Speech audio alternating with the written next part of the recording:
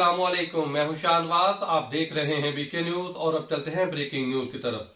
Speaker कौमी assembly Asad Qaiser की वज़ीर-ए-आला पंजाब सरदार उस्मान बुज़दार से मुलाकात, बाहमी दिलचस्पी के अमूर, सियासी सूरत-ए-हाल और फलाह आमा के मंसूबों पर तबादले ख्याल।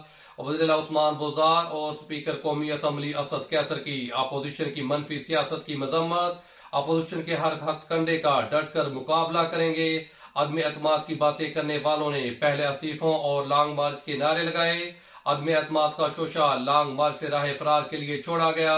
लॉन्ग मार्च हो या शॉर्ट मार्च, हुकूमत को कोई फर्क नहीं पड़ेगा। पाकिस्तान की नाकाम तरीन अपोजिशन को हर मौका पर शिकस्त का सामना करना पड़ा है। हर खानदान को सालाना 10 लाख रुपए मुफ्त इलाज की सहूलत दे रहे हैं। वज़ीर उस्मान बुज़दार और स्पीकर कौमी असम्बली असद कैसर की बाहमी राब्तों को मजीद मुअस्सर बनाने पर एतफाक। अरकान कौमी assembly Haider Ali Khan, Junaid Akbar Khan, principal secretary वज़ीर-ए-आला और मुतल्लिका हुकाम भी इस मौका पर मौजूद थे।